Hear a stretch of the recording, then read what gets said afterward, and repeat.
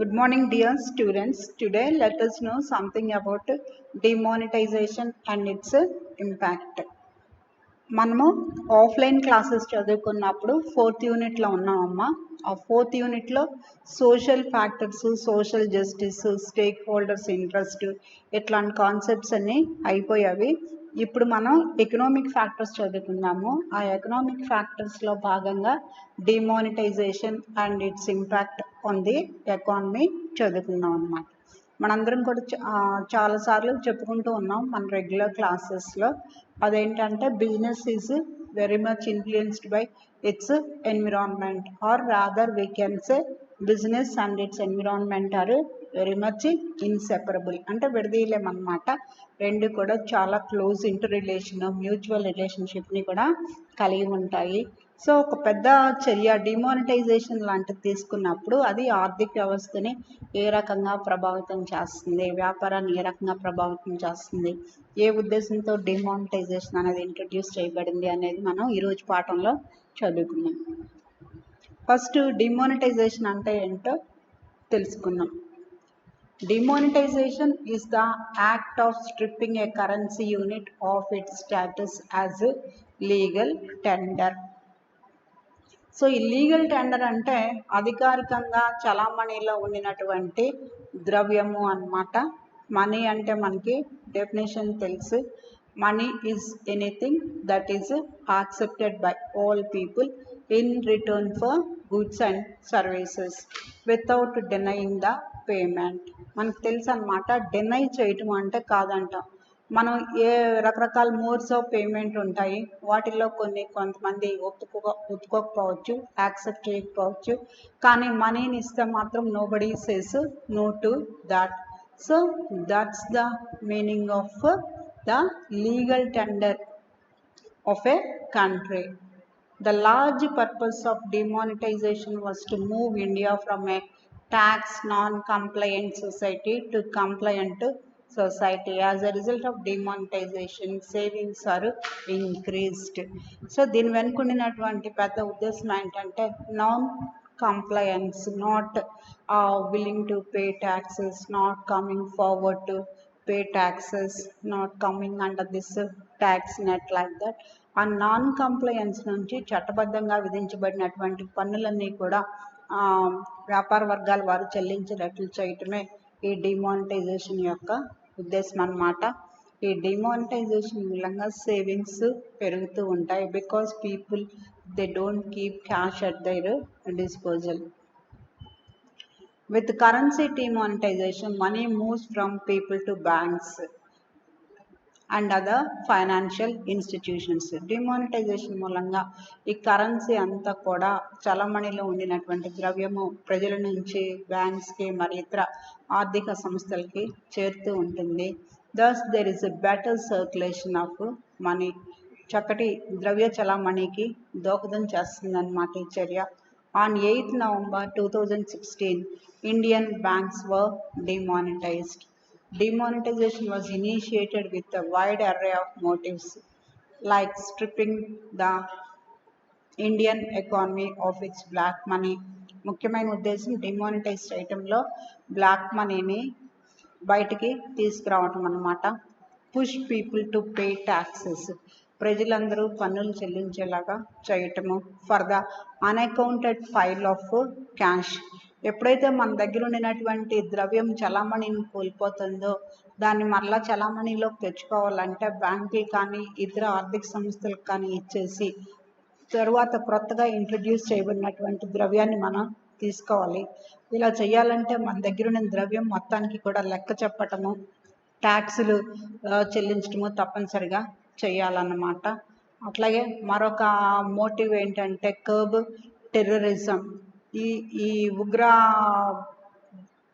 ఉగ్రవాదం అనేది చాలా కనిపిస్తూ ఉంది ఎక్కువగా. వారందరికీ మనీ రకరకాలైనటువంటి ఇల్లీగల్ వేస్లో చేరుతూ ఉంది.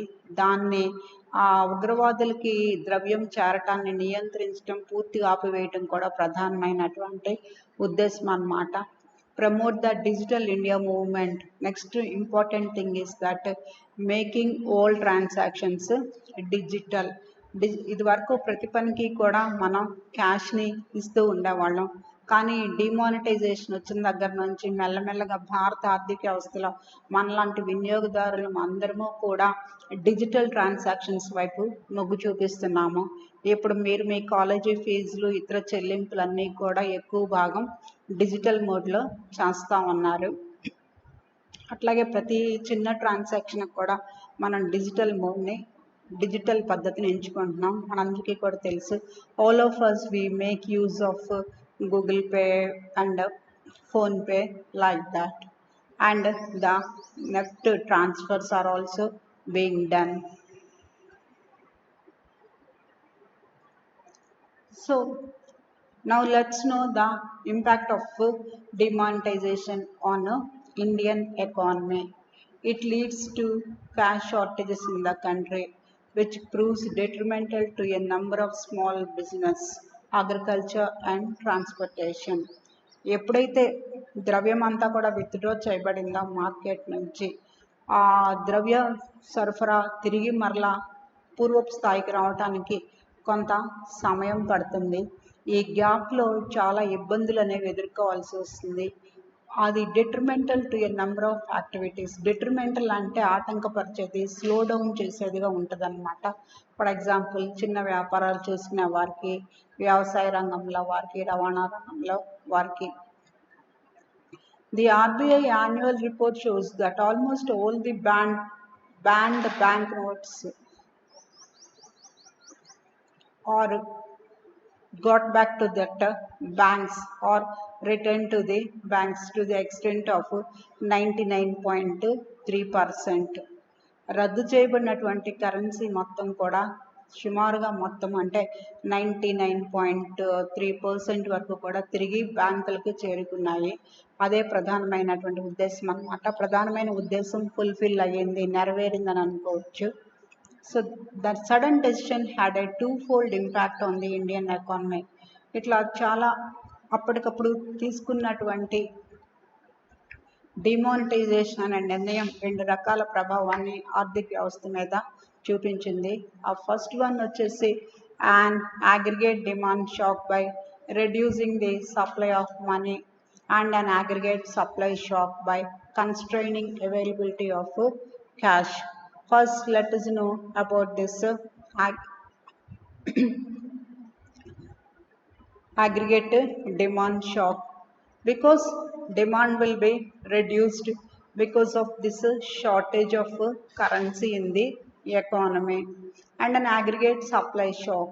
ఈ అగ్రిగేట్ సప్లై షాక్ అనేది ఎలా ఉంటుంది అంటే, the availability of cash as a critical input for specified economic activities. Cash is also an input, as we all know, such as purchase of inputs in the agricultural sector. Growth slowed down to a 4-year low of 6.7%. 4 సంవత్సరాల్లో లేని మాదిరిగా ఆర్థిక అభివృద్ధి rate 6.7%కి పడిపోయింది. ఇది ఎందుకంటే ఇప్పుడే మనం చదువుకున్నాం కదా, రెండు రకాలైనటువంటి ప్రభావాలను చూపించింది. Aggregate demand shock because of the scarcity of cash. వినిమయదారుల దగ్గర ద్రవ్య సరఫరా తగినంత లేక డిమాండ్ అనేది లేకుండా ఉన్నదన్నమాట మార్కెట్లో వస్తువులకి, సేవలకి. రెండవ అంశం ఏంటంటే, from the supply side, cash is a critical input. Because of the shortage of cash, many small activities and activities in the agricultural sector suffered a lot. That led to the growth slowing down to an extent of 6.7%. The worst impacted was segments that relied on high volume cash transactions, such as organized and unorganized retail sector. అందరికంటే చాలా పెద్ద ప్రభావం చూపించింది అసంఘటిత రంగం మీద అన్నమాటన. చిన్న చిన్న vendors, shop keepers, retail business, వీరి మీద చాలా ఎక్కువ ప్రతికూలమైనటువంటి ప్రభావాన్ని చూపించింది demonetisation. In the first 4 months after demonetization, business was down by as much as 50% for small traders. ఈ చిన్న వ్యాపారస్తులకి డిమానిటైజేషన్ జరిగిన మొట్టమొదటి 4 నెలల్లో దాదాపుగా సగం మొత్తం వ్యాపారాన్ని వాళ్ళు నష్టపోవాల్సి వచ్చిందనమాట. So this is the positive and negative impact of demonetization on Indian economy. So ఇప్పుడు మనకి చాలా క్లియర్గా తెలిసింది. డిమానిటైజేషన్ మీన్స్ అప్పటి వరకు చలామణిలో ఉండినటువంటి ద్రవ్యానికి ఉండిన చలామణిలో నుంచి తీసివేయటము, అది లీగల్ టెండర్గా కొనసాగకుండా ఉండటము, దాని స్థానంలో కొత్త కరెన్సీని కాయిన్స్ని ఇంట్రడ్యూస్ చేస్తూ ఉండటము. ఏ ఉద్దేశంతో ఈ డిమానిటైజేషన్ చేయబడింది అంటే, ఫస్ట్ బ్లాక్ మనీని తీసివేయటము, 2 ట్యాక్స్ కంప్లయన్స్ని పెంచుతూ ఉండటము, ఉగ్రవాదులకు చేరుతూ ఉండినటువంటి ఇల్లీగల్ వేస్లో చేరుతూ ఉన్నటువంటి మనీని అదుపు చేస్తూ ఉండటము, డిజిటల్ ట్రాన్సాక్షన్స్ని పెంపొందించే అనే ఉద్దేశంతో డిమానిటైజేషన్ చేపట్టింది. ఇది కొంచెం కొన్ని అనుకూల ఫలితాలతో పాటుగా ప్రతికూల ఫలితాలు కూడా తీసుకొచ్చింది. ఎక్కువగా అసంఘటిత రంగం మీదన, చిన్న వ్యాపారస్తుల మీదన, వ్యవసాయ రంగం మీదన దీని ప్రతికూల ప్రభావం అనేది ఉన్నది. గ్రోత్ 6.3%కి తగ్గిపోయింది అన్నమాట. So this is about demonetization. Good morning, dear students. Today let us know something about GST, that is Goods and Services Act. The Goods and Services Tax is levied on the manufacture, sale and consumption of the goods and services. అంటే GST మనం అనుకుంటూ ఉంటాము. GST అంటే ఇప్పుడు అనుకున్నాం goods and services tax అనేసి. ఇది వస్తువుల యొక్క ఉత్పత్తి వినిమయం మీద విధించబడుతూ ఉంటుందన్నమాట. Through the implementation of GST, all other taxes like value added tax, sales tax will be removed and uniform tax system on goods and services will be followed. ఇంతకుముందు ఉండినటువంటి sales tax, value added tax ఇవన్నీ ఉండవన్నమాట. అవన్నీ కూడా goods and services ట్యాక్స్తో replace చేయబడింది.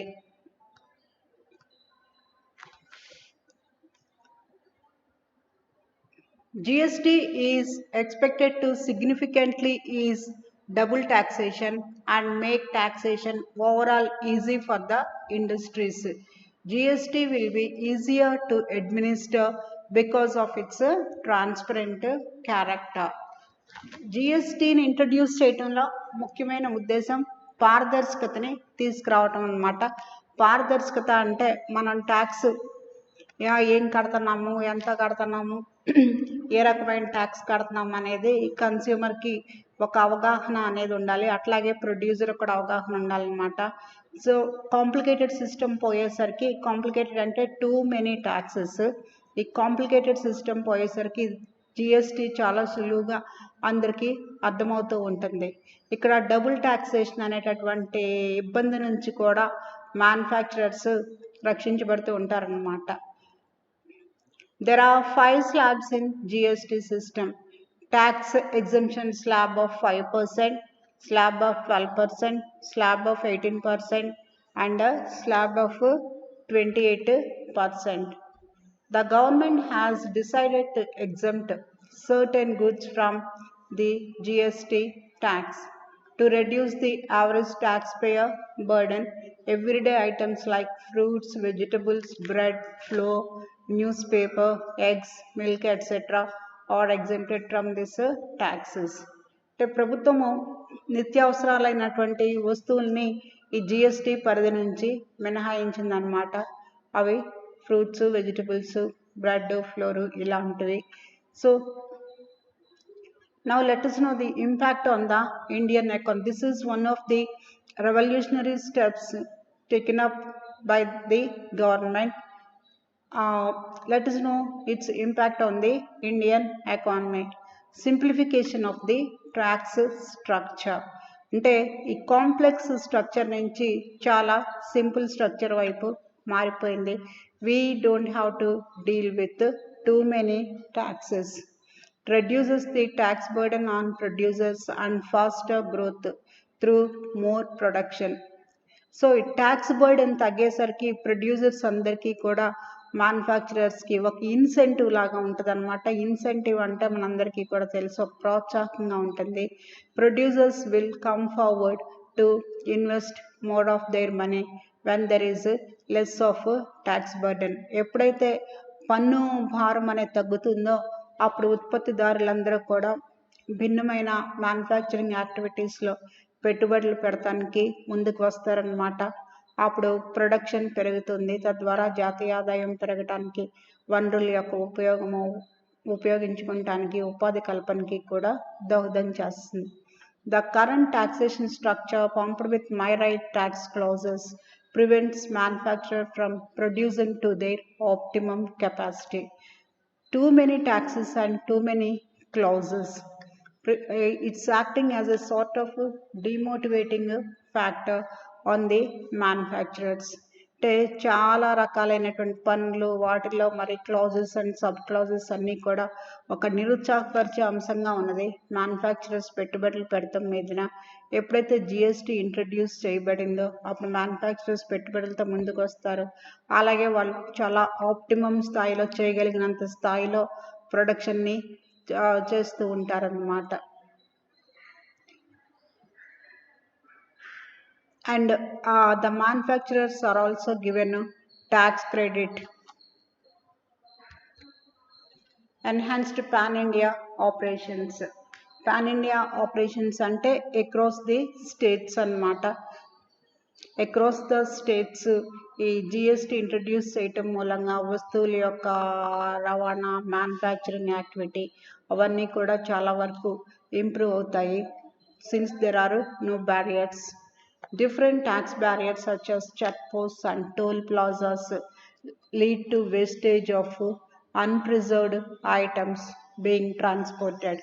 This penalty transforms into major costs due to the higher needs of buffer stock and warehousing costs. This is another benefit of GST. That is, too many barriers when they are removed across the states, especially in the case of perishable commodities, the wastage will be reduced and the higher needs and costs of buffer stock and warehousing will be reduced. అంటే త్వరగా త్వరితగతిన shelf లైఫ్ని కోల్పోయేటటువంటి, పాడైపోయేటటువంటి వస్తువుల యొక్క రవాణాలో ఈ toll taxes, inter state taxes ఇవన్నీ లేకపోవటం మూలంగా చాలా వీళ్ళకి వేర్ హౌసింగ్ కాస్ట్లు, బఫర్ స్టాక్ అంటే స్టాక్ని బిల్డప్ చేసుకుంటూ ఉంటాం అన్నమాట. అట్లాగే ఈ గోడౌన్ సదుపాయాలు ఇవన్నిటికి ఎక్కువ ఖర్చులు పెడతా ఉండాల్సి వచ్చేది ఇదివరకటి వ్యవస్థలో. ఇప్పుడు ఈ ఖర్చులన్నీ కూడా మ్యానుఫ్యాక్చరర్స్ తగ్గిపోయి వస్తువుల యొక్క సత్వర రవాణాకి దోహదం చేస్తూ ఉంది. The transparency in GST system. There will be more transparency in the system as the customers will know exactly how much tax they are being charged and what base. కన్స్యూమర్స్కి, వినిమయదారులకి చక్కగా వారు ఎంత పన్ను దేనికి చెల్లిస్తూ ఉన్నారు అనేది తెలుస్తూ ఉంది. To what extent the tax they are paying is going to the central government and to the state government, and the service or the commodity which they purchase comes under what slab. All these details are furnished to the consumers. అంటే వినిమయదారులకి ఎంత పన్ను కేంద్ర ప్రభుత్వానికి చెల్లిస్తున్నాము, ఎంత పన్ను రాష్ట్ర ప్రభుత్వానికి చెల్లిస్తున్నాము, వారు వినియోగించేటటువంటి వస్తువులు, సేవలు ఏ స్లాబ్లో ట్యాక్స్ చేయబడుతున్నాయి, ఇట్లాంటి వివరాలన్నీ కూడా చక్కగా తెలుస్తూ ఉన్నాయి అన్నమాట. The biggest advantage of GST is that of the tax compliance. So the government is getting more revenues, tax revenues. GST will add to government revenue by extending the tax base. ఈ పన్ను పరిధి అనేది మరింత విస్తృతం అవుతూ ఉంది. అందువలన పన్ను వసూళ్ల మొత్తాలు చాలా ఎక్కువగా ఉంటున్నాయి. మనం ఫిస్కల్ పాలసీలో చదువుకున్నాము, ప్రభుత్వం ఎక్కువ ఆదాయం సమకూర్చుకుంటూ ఉంటుంది. And at the same time it should not be a burden to the consumers or to the manufacturers. and it fosters production, it enhances production, and it increases production because of the removal of all sorts of tax barriers. ఈ పన్ను ప్రతిబంధకాలు లేకపోయేసరికి production improve అవడానికి ఎక్కువ అవకాశం కనిపిస్తూ ఉంది. GST will provide credit for the taxes paid by producers in the goods or services chain. ఈ manufacturers భిన్నమైనటువంటి కొనుగోళ్ల ఉత్పత్తి ప్రక్రియలో చేసినప్పుడు వారు చెల్లించినటువంటి పన్నుకి ట్యాక్స్ క్రెడిట్ అనేది ఇవ్వటం కూడా జరుగుతూ ఉంది. This is expected to encourage producers to buy raw material from different registered dealers and is hope to bring in more vendors and supplies under taxation purview. ఈ ట్యాక్స్ క్రెడిట్ రావటం వలన ఈ producers రకరకాలైనటువంటి సోర్సెస్ నుంచి రా materials and other things required in the process of production కొంటూ ఉంటారు. అప్పుడు మోర్ వెండర్స్ అంటే ఎక్కువ మంది సెల్లర్స్, సప్లయర్స్ పన్ను పరిధిలోనికి వచ్చేటటువంటి అవకాశం ఉన్నది. So it increases exports. GST will remove the custom duties applicable to exports. ఎందుకంటే GST ఇంట్రడక్షన్ మూలంగా ఎక్స్పోర్ట్స్ ఎలా బూస్టప్ అవుతాయి అంటే ఈ ఎగుమతుల మీద విధించేటటువంటి కస్టమ్స్ డ్యూటీ అనేది అప్లికబుల్గా ఉంటుందన్నమాట. ఎక్స్పోర్ట్స్ పెరగటంలో మనకి అత్యంత అవసరమైన కీలకమైన విదేశీ మారక ద్రవ్యాన్ని ఆర్జించుకుంటాము. ప్రొడక్షన్ యాక్టివిటీ ఎన్హాన్స్ అవుతుంది. తద్వారా ఎంప్లాయ్మెంట్ జనరేషన్, వనరుల యొక్క సద్వినియోగం కూడా జరుగుతూ ఉంది. So it supports the small and medium enterprises. Under the composition scheme introduced by GST, the small and medium-sized enterprises can now register. According to their annual turnover, they can pay taxes through this scheme. One of the objectives of the government of India, either in its industrial policy or other economic policies, is to encourage small and medium enterprises. అంటే భారత ప్రభుత్వము యొక్క ఆర్థిక విధానాలలో మనకి ప్రస్ఫుటంగా కనిపించేటటువంటి అంశము ఈ స్మాల్ అండ్ చిన్న మధ్యతరహా వ్యాపారాలకి, మ్యానుఫ్యాక్చరింగ్ యాక్టివిటీస్కి సపోర్ట్ ఇవ్వటం అన్నమాట. సో ఈ GST ఇంట్రొడక్షన్ మూలంగా ఈ స్మాల్ అండ్ మీడియం ఎంటర్ప్రైజెస్ వారు నమోదు చేసుకోవచ్చు. According to their annual turn over they can pay taxes through this scheme. అంటే వాళ్ళ యొక్క వ్యాపార పరిమాణాన్ని బట్టి మాత్రమే వారి యొక్క పన్ను చెల్లింపు ఉంటుందన్నమాట. It is also another encouraging factor. Thank you.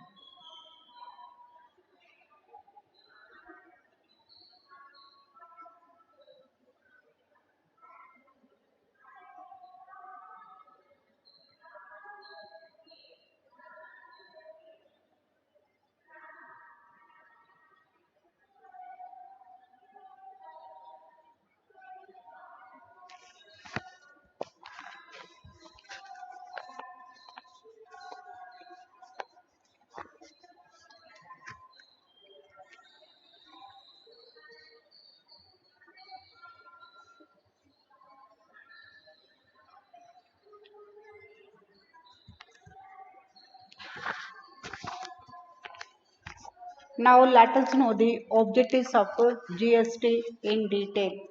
To remove the cascading effects of taxes, that is through the single taxation system, the tax on taxes will be removed easily.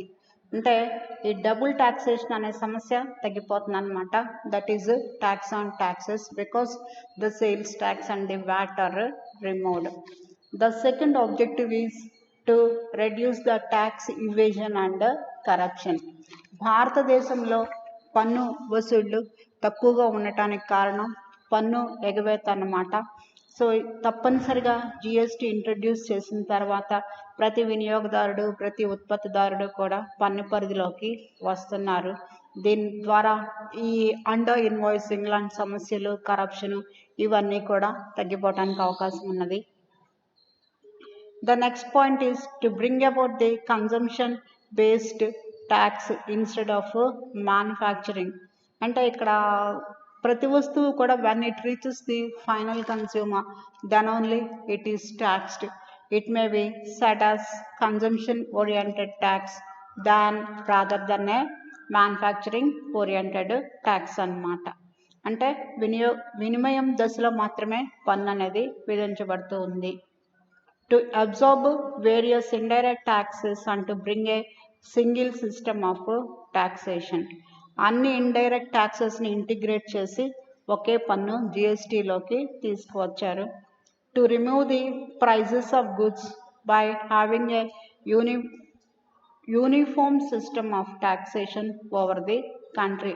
అంటే ఇక్కడ ముఖ్యమైన ఆబ్జెక్టివ్ ఏంటంటే to remove the variations in prices of commodities across the country. అంటే ఒకే వస్తువు భిన్నమైన స్టేట్స్లో భిన్నమైన ప్రదేశాల్లో మనం కొనినప్పుడు రకరకాలైనటువంటి ధరలు ఉంటూ ఉంటాయి అన్నమాట. కానీ జిఎస్టీ ఇంట్రొడక్షన్తో ఒక వస్తువు ఎక్కడైనా సరే ఒకటే ధర ఉంటుంది. Because it dispensed with all the remaining taxes which come under the purview of states like that of the sales tax. అంటే ఈ రాష్ట్రాల పరిధిలోకి వచ్చేటటువంటి సేల్స్ ట్యాక్స్ ఇవన్నీ రిమూవ్ చేయటం మూలంగా ఒక వస్తువుకి ఒకే ధర ఉంటుంది. అక్రాస్ ద స్టేట్స్ ఏమి డిఫరెన్సెస్ అనేవి ఉండవన్నమాట. To increase the GDP by the exclusion of cascading effects of taxation.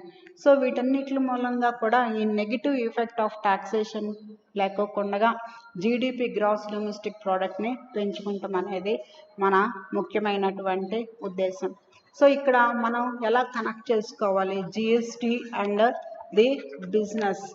as we know that economic environment influences manufacturing and business activity, and GST, a revolutionary step, definitely comes under this economic environment. ఇదంతా మనం ఒకే మాటలో చెప్పుకోవాలంటే it is nothing but simplification of indirect tax structure. ఇంతవరకు మనం చదువుకున్న పాఠాన్ని ఒక లైన్లో చెప్పుకోవాలంటే సరళీకరణ అనేసి చెప్పుకోవచ్చు అన్నమాట. ఈ సరళీకరణ మూలంగా వినియోగదారులకి మ్యానుఫ్యాక్చరర్స్కి కూడా చాలా సులువుగా అర్థమవుతుంది. వారి యొక్క వినిమయాన్ని ఉత్పత్తిని కూడా పెంచుతూ ఉంటారు. సో తద్వారా జీడిపి పెరగటానికి అవకాశం ఉన్నది. More manufacturers will come forward to invest their funds. ఎక్కువ మంది ఉత్పత్తిదారులు వారి పెట్టుబడులు పెట్టి మ్యానుఫ్యాక్చరింగ్ యాక్టివిటీలోకి రావడానికి ఆసక్తి కనపరుస్తారన్నమాట. Because of this simplified tax structure.